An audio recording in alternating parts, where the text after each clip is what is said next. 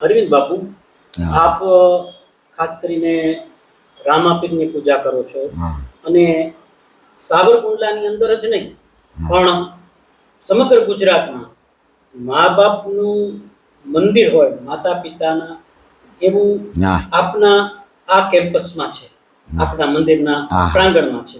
તો જય મા બાપના મંદિરમાં આપને આવો વિચાર કેમ આવ્યો અને એ વિશે આપની થોડી સમજ શું છે એ જણાવો. જય સાહેબ, બોલો રામા પીરની જય. હવે આ જે મા બાપની પ્રેરણા છે એ અમારે રૂડા ભગત હતા, પૂના ભગત હતા, ભીખા ભગત હતા, વજરામ બાપુ હતા. હવે આ લોકો એક સાથે અને જે જ્યારે અમારા માવતર હતા ત્યારે બધાએ એવી ઈચ્છા હતી કે ભાઈ મા બાપ સિવાય બીજું કોઈ વસ્તુ છે નહીં. એટલે અમારે રૂડા બાપા હતા, પૂના બાપા હતા, વજરામ બાપા હતા. ને વજરામ બાપા, રૂડા બાપા તો ઠેઠ રણોજા લગી ચાલીને ગયા હતા આ પ્રેરણા માટે થઈને કે અમારે રામાપીર સાક્ષાત અમને ભગવાન મળ્યા અને એ આ રામાપીરના હિસાબે અમારા બાપુનો જન્મ થયો. એક અમારે બેન કે જે ચેતન સમાધિ લીધી છે, અત્યારે વેગડાવાસની અંદર છે, અને સાક્ષાત તે એ સમયમાં તો ચેતન સમાધિ લેવી બહુ મુશ્કેલ હતી, પણ છતાં અમારા રોડા બાપાને કીધું બાપા મારા લગ્ન ન કરો. છતાં એણે જ્યારે છોરીના શાર ફરવા બેઠા એટલે એણે કીધું કે હવે મારો સમય પૂરો થઈ ગયો છે, અને એ 20 મિનિટે ત્યાં સમાધિ લઈ લીધી. હવે આ અમારી 7 પેઢી, અત્યાર લગીમાં તો હું 7 પેઢીને ઓળખું છું. પણ અમારે જે વજરામ બાપા હતા અને અમારા દેવુમાં હતા, દેવુમાં એ અને વજરામ બાપાએ આ અમારા સાવરકુંડલામાં, અમારા આ લતામાં જ્યારે પાણી નહોતું, લાઇટ નથી, ફોન નહોતો, ત્યારે રામાપીરની દિયાથી અહીંયા બધું હતું. અને બધાને ઘરે ઘરે જઈ અને કહેતા બાપા અહીંયા પાણી ભરી જાઓ, અહીંથી પાણી લઈ જાય, બધું એવું હતું. અને આખી સમાજને, આખી નાતને એમ નથી 18 વર્ષને એક સાથે રાખી. પણ અમારો ધ્યેય એવો હતો કે ગુરુ ગોવિંદ દોનો ખડે કિસકો લાગુ પાય, ગુરુ બલિહારી મારા ગુરુદેવને ગોવિંદ બતાવો. જો ગુરુ ભગવાન અને બે ઊભા હતા, છતાં એણે કીધું કે આ નારાયણ છે એને પગે, પણ ગુરુ મહારાજને પગે લાગ્યા હતા. એને મા બાપ સમાન માન્યા હતા. એટલે અમારા દાદા, અમારા બાપુજી, અમારા બા એમ કહેતા હતા કે ભાઈ જે છે એ ઈશ્વરનું જે કાંઈ આપણે દેન છે એ અમે પોતે છીએ, એટલે આપણે માવતર છીએ. અને ત્યારથી અમે બધાએ ઠાની લીધું, અમારા ભાઈઓએ, કે જે તે સમયે ગુરુ ગણો કે મા બાપ ગણો, ઈશ્વર ગણો, એ મા બાપ સિવાય બીજું કાંઈ છે નહીં આ દુનિયામાં. અને અમને એવી પ્રેરણા આપી છે કે ભાઈ જ્યાં અન્ન દાન એ મહાન દાન છે. એટલે તમે ટુકડો ગમે એ વ્યવસ્થા કરો, ગમે એ કરો, ઠીક છે, ભગવાનની દયાથી અત્યારે બધું સારું છે. અને એને હિસાબે અમે દર શનિવારે અહીંયા ભજનનો પ્રોગ્રામ હોય છે. અમારે વેગડાવાસમાં દર શનિવારે અમારા બાપા હતા, એના બાપા દર શનિવારે ભજન રાખતા. પછી દર બીજે અમારા રસિક બાપુ હતા, એટલે એણે દર બીજનું કર્યું કે દર બીજે આપણે જ્યારે રામાપીરનો પાઠ થાય ત્યારે દર બીજે મેં પાઠ કરતા. આ રીતે પછી બધાએ નક્કી કર્યું કે આપણે અહીંયા કોઈનું ન હોય તો આપણે મા બાપનું મંદિર બનાવવું. અને મા બાપની પ્રેરણા આ જે અમને કાંઈ આ દુનિયામાં લાવ્યા છીએ, ગમે ત્યાં લાવ્યા છીએ, આ એના પ્રતાપથી છે બાપુ. બાકી આમાં બીજું કાંઈ છે નહીં. ભલે આમ ગમે એના ગોતો, જ્યાં ગમે એના ગોતશું ત્યાં ક્યાંય કરતાં ક્યાંય તમને આ વસ્તુ જોવા નહીં મળે. પણ મા અને બાપ એ મહાન છે. અને અમે બધા ભાઈઓએ, અમે 6 ભાઈઓ, મોટા ભાઈ પ્રવીણભાઈ, પછી નારાયણભાઈ, પછી વિજયભાઈ, પછી અરવિંદભાઈ, પછી શાંતિભાઈ, પછી રસિકભાઈ, અમે 6 ભાઈઓ અને 4 બહેનો. બધાએ આખા પરિવાર, અમારે રૂડા બાપાની પરિવાર, ગુના બાપાનો પરિવાર, પછી ભીખા બાપાનો પરિવાર, વજરામ બાપાનો પરિવાર, બધાએ.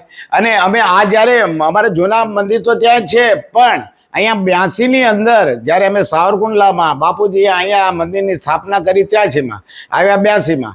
પણ એનો સંકલ્પ હતો કે અહીંયા આપણે, કે અહીંયા કોઈ નથી, કે અહીંયા હાલતું નહોતું, માણતું નહોતું, ચકલાય નહોતા, કૂતરાય અહીંયા ન આવતા. એ સમયે બાપુએ અહીંયા એક ધ્યેય લઈને બેસી ગયા કે મારે અહીંયા રામાપીરનું મંદિર કરવું છે, અને અહીંયા રામાપીર આવશે અને અહીંયા હાજરો હાજર થશે. આવી એની પ્રેરણા હતી.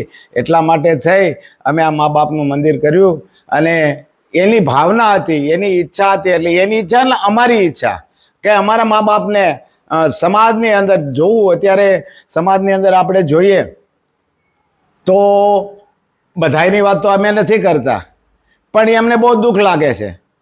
દુઃખ એટલા માટે લાગે છે કે બાર મોટી મોટી વાતો કરે ને હું આમ કરી નાખું પણ માને કે બાપને સીતારામ કોઈ હાસવતું નથી બાપુ. પણ હાસવે છે અને પાછળથી પછી એવું થાય કે મારા બાપા હતા ને મારી મા હતા ને પણ ના કોઈ કરતા કોઈને હવે વૃદ્ધાશ્રમમાં મોકલી દે, કાં બીજી જગ્યાએ મોકલી દે, કાં દીકરીની ઘરે મોકલી દે, કાં દીકરાની ઘરે દીકરો સારો હોય તો, બાકી ક્યાંય કરતા ક્યાંય એવું નથી. પણ અમારી એક એવું છે, આખી સમાજને બધાને અમે એવી પ્રેરણા આપી છે કે મા બાપ એ મહાન છે, એ જ ગુરુ છે, એ જ ઈશ્વર છે અને એ જ ભક્તિ છે, એ જ જ્ઞાન છે. આપણે જે અહીંયા કાંઈ આ પૃથ્વી ઉપર આવ્યા છે, કાંઈ આપણે આ જે જન્મ આપ્યો છે એ બધું એના પ્રતાપથી આપ્યો છે.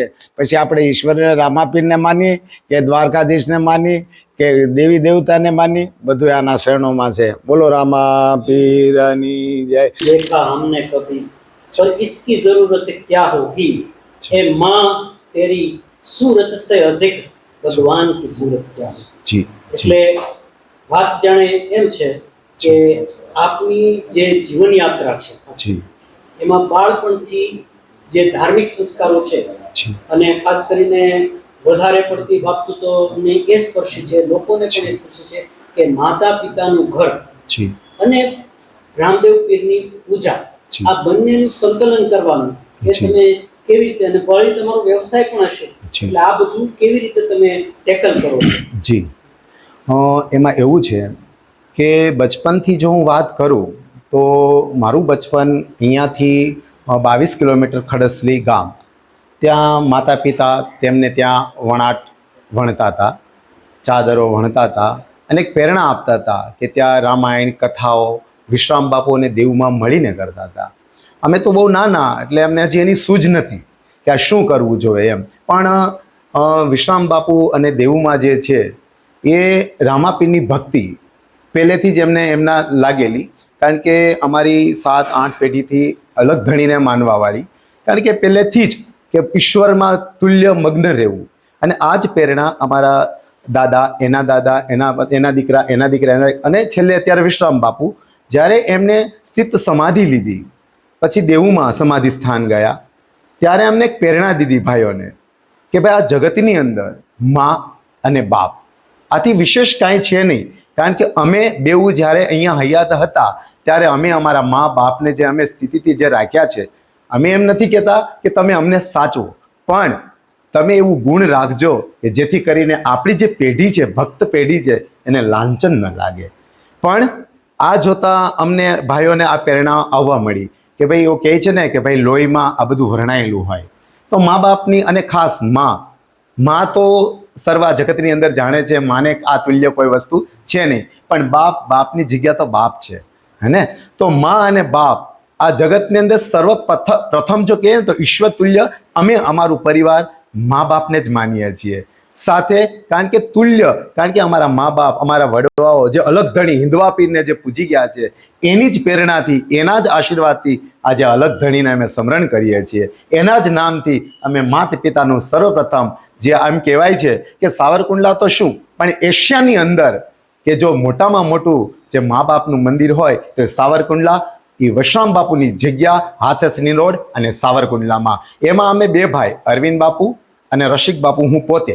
હમણાં જ વચમાં અરવિંદ બાપુ વાત કરી ગયા કે ભાઈ આ જગ્યાનું આવું, આ જગ્યાનું બધું જ એમને વર્ણન કરી આપ્યું છે. તો જો કે મારે કહેવું જરૂરી નથી, પણ મા અને બાપ વિશે જો હું બોલું ને તો સૌથી પહેલાં મને આની પ્રેરણા જાગી હતી કે જગતની અંદર આ મંદિર તો મા બાપનું હોવું જોઈએ.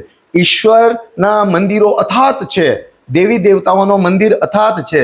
મેં જ્યારે મારા બચપનથી લઈને ત્યાં સુધી જોતો હતો તો વૃદ્ધાશ્રમ, બીજા કયા આશ્રમ, મા બાપ સડકો ઉપર રખડતા હોય, આ મને એક પ્રેરણા હતી કે આપણા મા બાપ છે ને એ ઈશ્વર છે, એ જ ભગવાન છે.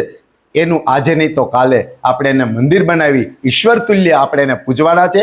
અને આ જ સ્થિતિ આપણે આ જગતની અંદર પ્રસાર કરવી છે કે મા બાપ સિવાય આ જગતમાં કોઈ નથી. એમાં જો મા છે ને એ તો અમૂલ્ય વસ્તુ છે. એ તો હિન્દુઓ પીર પણ કહી ગયા છે, એણે બી માની કોખે જન્મ લીધો, એણે જ એના મા બાપ હતા, એના તુલ્ય એ એટલું ઉચિત થયું. એવી રીતે અમે અમારા મા બાપના કારણે એના જ આશીષથી અમે આજે આ સાવરકુંડલાની અંદર વિશ્રામ બાપુની જગ્યા, આ એનું સમાધિ સ્થાન, જ્યાં દેવુમાં અને વિશ્રામ બાપુ સાક્ષાત સાક્ષાત કહે તો સાક્ષાત. ઇવન અહીંયા કોઈ એવી જ્ઞાતિ જાતિ એવું કોઈ રહે નહીં, એવું કાંઈ છે નહીં. અને એક સમાન, એક થાળે, એક પાંગતે અહીંયા દર બીજ ઉજવાય છે. અને આ મૂર્તિની સ્થાપના, આ મંદિરની સ્થાપના, જે મા બાપની સ્થાપના, એ કરી અમે 26/12/2023માં. એટલે કે હવે જે એમની તિથિ આવશે એ હવે 26/12/2026માં પાછી આવશે. જે એમની સ્થિતિ છે એ ચોથી અહીંયા સ્થિતિ ઉજવાશે કે મૂર્તિ પ્રાણ પ્રતિષ્ઠાની. એ પ્રાણ એટલે મૂર્તિની અંદર જે પ્રાણ છે, ઈશ્વર છે, એ જ માં, એ જ બાપ, એની સિવાય આ જગતની અંદર કાંઈ નથી. મારો એટલો સંદેશો છે સર્વ ભક્તોને, સર્વ ગણોને, સર્વ ઇન્સાન, સર્વ પ્રાણીઓમાં જે રહેલું છે, જે માતૃ તુલ્ય જે છે ને, એને સદાય ઓળખી જાજો. જય અલગ ધણી, જય રામાપીર.